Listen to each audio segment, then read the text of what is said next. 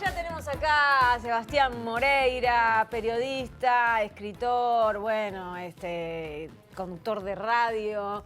Y lo recibimos con un aplauso. Claro ¿Puede que ser? sí. Bienvenido nuevamente. Nuevamente, Sebastián. como les contábamos al principio del programa, él estuvo acá por el libro que hizo, literatura adolescente, ¿no? Más bien, de cuando sea grande, un libro sobre historias deportivas. Y bueno, y se ganó, como dijimos, le dimos suerte, se ganó el Bartolomé Hidalgo en Revelación. Felicitaciones, porque no te vi después de que te ganaste el Y premio. muchas gracias a ustedes. Aceptamos el Muchas gracias. Te dimos suerte, por el ¿verdad? impulso. Qué Bien. bien. Pero hoy viene por otra cosa. Bueno, estamos en Cucha Montevideo, estamos en nuestra sección de podcast y viene a hablar, hacemos 2x1. Últimamente estamos haciendo 2x1, nos aprovechamos de las personas y bueno, él realizó, y ahora se vienen nuevos capítulos, aparentemente, 2 podcasts. Uno es Ecos, que es sobre frases que tienen que ver con la identidad uruguaya, y otro es desde PDA, por decir algo, programa radial de muchísimos años, que también hablaremos un poquito de eso, que tiene que ver con historias de deportistas que no son historias tan conocidas sobre ellos. Me encanta porque él me dice, sí. A ver, ¿por Te cuál presenté arrancamos? Sí, bien la espectacular. información. Bueno, Sebastián Moreira, muchas gracias por Imagínate que estar te haga hoy así, ¿no? acá. Eso ahí se pone todo no, mal. mirá, estás cerrando mal. Estás con la información equivocada. El productor periodístico ahí falló. Estás pifiando. Bueno, ¿te parece arrancar por Ecos? Arranquemos por Ecos, sí. Ecos es un podcast que se inscribe en lo que se llama el podcast de no ficción y que trata de ser un podcast documental que básicamente se pregunta cuáles son las frases que están rebotando en la memoria sonora de Uruguay.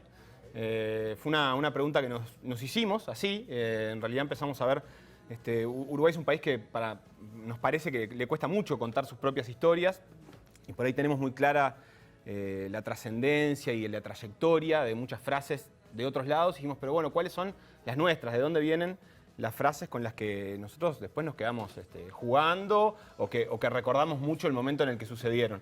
Entonces nos pusimos a pensar, obviamente hubo una larga catarata, y decidimos hacer este podcast para ver qué había detrás de esas frases, cómo se habían construido, si habían sido espontáneas, si habían sido planificadas, quién las había dicho efectivamente, cómo las habían construido. Y ahí salió este podcast de 5 episodios, muy cortito, que tiene el testimonio de quienes las crearon y de quienes estaban alrededor en ese momento para dar lugar a esos momentos que quedaron grabados. ¿Cómo fueron construyendo esa lista? Porque me imagino que salieron un montón de frases, un montón de ideas, pero ¿cómo seleccionaron esos 5 finales? Bueno, el primer criterio fue tratar de usar frases que fueran cercanas en el tiempo. Claro. Sobre todo porque el podcast documental tiene una pata muy fuerte parada en el testimonio y realmente no es sencillo conseguir testimonios de cosas muy viejas. Entonces queríamos que pudiera tener algo de archivo que se pueda usar y que también pudiese tener acceso a los testimonios. Esa es la riqueza en definitiva de un podcast o de cualquier trabajo medianamente periodístico, es bueno, agregar algo nuevo a lo que ya sabemos. Y para eso teníamos que poder contactar con gente que tuviera que ver. Entonces el primer criterio fue ese. Y después fue tratar de que sea representativo. Hubo algo de la política, algo de la música, algo del deporte, algo de los medios, y entre eso se generó esa lista final de 5 episodios que obviamente dejó un montón de frases afuera, porque seguro que cualquiera que esté pensando en frases que se han dicho uruguayos y uruguayas va a encontrar, no sé si cientos, seguramente pueda que sí, y quedan afuera, pero bueno, ahí hubo que hacer un recorte que determinó que fueran 5. Repasemos las 5 frases que una frase, como decía al principio, era el camino, es la recompensa, la frase de Tavares, que en realidad se lo dijo una vecina o algo así. Sí, ahí la historia de esa frase tiene que ver con un libro de una vecina de la concentración. Ahí está contado en el episodio el detalle, pero en realidad fue una cosa que fue surgiendo. En ese sentido es un mix, porque no es una frase absolutamente espontánea, pero al mismo tiempo también hay que ver cómo fue la construcción de que le pareciera que esa frase iba en ese lugar y cómo llegar al momento en el que esa frase tenía que aparecer ahí y resumir, porque eso no lo sabía él cuando dijo la frase. ¿Y Uno cómo se piensa que replicaba dice, con esta la después? clavo en el ángulo, dice, Claro. pero en realidad después por ahí nadie le prestaba atención a esa frase, pasaba en el discurso y sin embargo quedó grabada y ahí se construyó la historia de ese camino que es la recompensa. Queremos decir que hoy es el cumpleaños del maestro Tavares. Acá Nati nos hizo nos sumó Feliz esa data, cumpleaños así para que él. feliz cumpleaños para el maestro Tavares. Seguimos repasando. ¿Cuáles otras? Está la de Jorge Valle, Sí.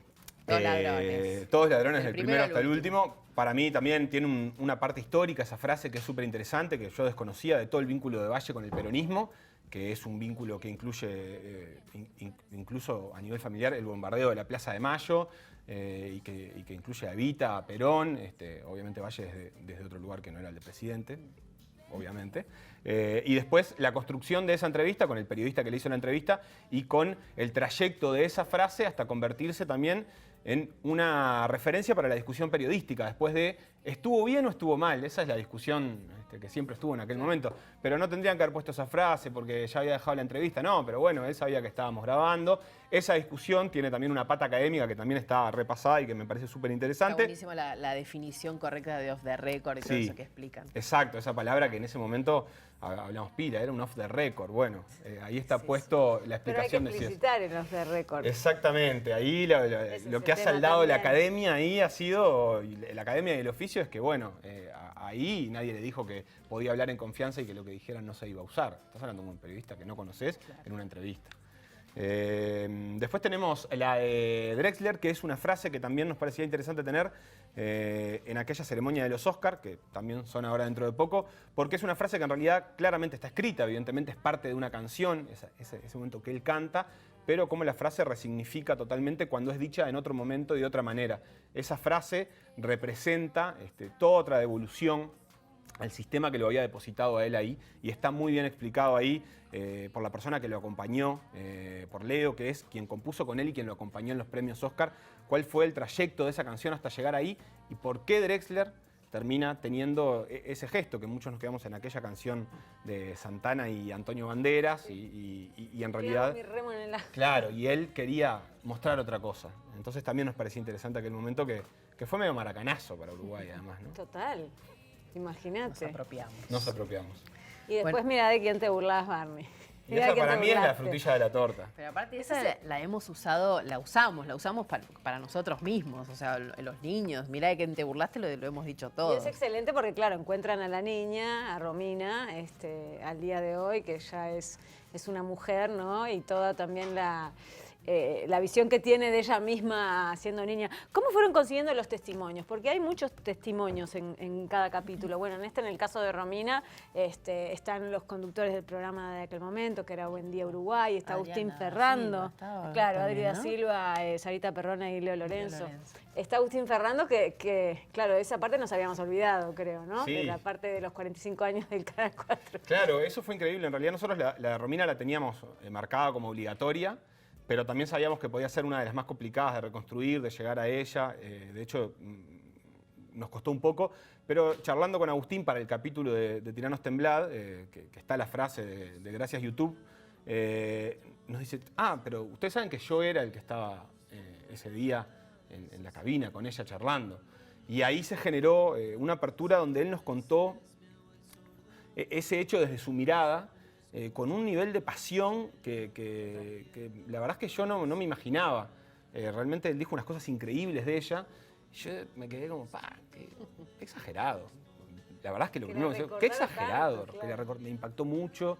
Y después cuando generamos la entrevista con Romina, la verdad es que fue increíble. Es una mujer que es muy impactante lo que dice, su discurso, su forma de construirse. Y eso terminó siendo el capítulo mucho más rico que la simple frase, sino encontrar esa niña que en definitiva, ella lo dice y profundiza mucho sobre eso, que nunca supimos si estaba loca, si estaba acelerada, qué pasaba. Entonces, Yo se define como claro, una niña extraña. Yo era una Claro. niña extraña. ella se sentía extraña, pero ella dice ahora lo raro garpa más ahora, dice en un momento. Y- Pero no había un trasfondo como de bullying y todo eso que también Sí. resulta súper interesante. Sí, había un trasfondo de bullying muy grande que ella cuenta ahí, todo lo que le implicó en la escuela. No esa frase, sino que venía de antes, y una respuesta a esa, pero también una conciencia muy grande de ella de lo que es la televisión. En ese momento, y que cuando uno la escucha por ahí, bueno, eso queda para quien lo escuche, pero por ahí puede generar un poco de duda si una niña de esa edad puede tener tanta conciencia de lo que significa un espectáculo. Pero cuando la escuchás ahora, yo creo que resignificás un montón de esas cosas y eso me parece súper interesante. Para mí es un episodio central para ver como cosas que... Porque las otras frases por ahí son como trascendentes, ¿viste? Es trascendente, es Valle, es Tavares, es Drexler, es el programa que inauguró YouTube en Uruguay.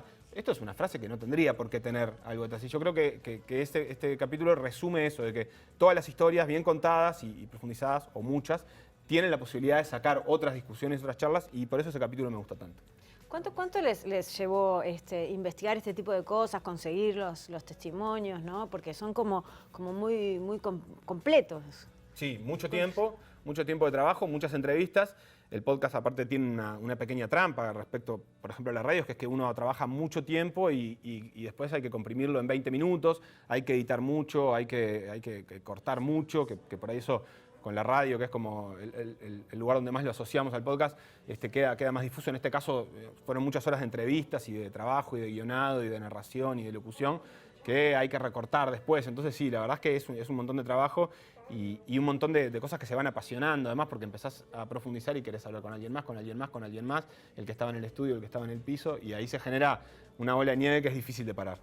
En cuanto al otro, al de por decir algo, que habla de estos deportistas quizás que lo sacan un poco de la sombra, con historias que por ahí si fueran hoy en día estarían en las tapas de los diarios, en todos los programas. Contanos un poco cómo construyeron eso. Y bueno, de una manera parecida, en realidad nos empezó a pasar que nos encontramos con historias de deportistas uruguayos súper trascendentes y que nos sorprendía mucho no haber escuchado mucho. Quizás mucha gente las ha tratado, no las descubrimos nosotros claramente, ninguna de las historias que contamos ahí, ni la de Florel García, ni la de Benítez, ni la de Darwin Piñeirúa, que ahora no está disponible, pero que está. No sabía que era boxeador, claro, o sea, sabía que había sido la un otra fusilado parte de Soca. Y claro, y es una cosa que a nosotros nos asombró mucho, no saber eso, sobre todo porque nosotros pensamos que laburamos en eso, laburamos en eso y pensábamos, pucha, si nosotros no sabemos que Florel García es la única medalla de oro del boxeo uruguayo de la historia de los Panamericanos, y la historia de cómo terminó siendo uno de los fusilados de Soca, eso probablemente signifique que muy poca gente sepa eso, o que muy poca gente se haya detenido a ver cómo fue ese proceso. Entonces, eso fue lo que nos motivó, en definitiva, a buscar, bueno, qué pasó, y por eso fuimos al barrio donde había crecido, hablamos con los amigos de la infancia, con los que iban a boxear con él, y tratamos de construir un panorama de esa persona que realmente fue muy relevante para la historia del deporte uruguayo y también para la política, por su militancia y por su actividad. Y bueno, sí, eso que decís vos, si fuera hoy, bueno, también hay una reflexión ahí sobre el rol del deportista, ni que hablar, hay un montón de cosas que se pueden pensar. Y sobre Julio César Benítez, yo hoy te escuchaba una entrevista que te habían hecho acá mismo en el programa de la mañana, en que vos contabas que para vos era muy importante cómo llegan los deportistas, hacia dónde llegan, porque quizás tuviste también un intento de ser deportista de carrera, que por lo que vos decís no llegó a mucho más, pero le pones como mucho ojo a esas historias de esfuerzo, de cómo se llega. Sí, porque en general cuando uno empieza a hablar con deportistas encuentra un montón de sufrimiento en ese proceso, sobre todo porque a edades muy jóvenes dan pasos muy grandes y la verdad es que para los que hemos dado pasos más bien tarde en nuestra vida es un poco extraño pensar que un gurí de 15, 20 años está tomando decisiones tan trascendentes a un nivel tan alto, y el caso de Benítez es uno, era un jugador de fútbol que muy rápido se fue a vivir a España, en una época en la que era extremadamente difícil, era desde los primeros jugadores uruguayos se fue a vivir a España, y que también se convirtió en el máximo ídolo del Barcelona de esa época. El podcast empieza así, recomiendo que lo escuchen porque está lindo el inicio. Lo puedo decir porque no lo hice yo, así que puedo sacar cartel de eso, pero nos sorprendió lo mismo. Es el funeral más grande de la historia de la ciudad, claro. el de Benítez. 2 días en el Camp Nou fue, ¿no? Sí, en el palco de honor del estadio, y bueno, nos pasaba lo mismo. Dijimos, pucha, ¿qué pasó? ¿En qué momento nosotros no nos enteramos que había un jugador que había llegado a este nivel de trascendencia? Hace no tanto, eso fue en el 70. Entonces, la reconstrucción de su historia, de cómo llegó ahí, de con qué esfuerzo llegó, le termina dando un poco, me parece que hace más comprensible por qué se generó ese fenómeno que se generó con Benítez. Y fue una muerte sorpresiva.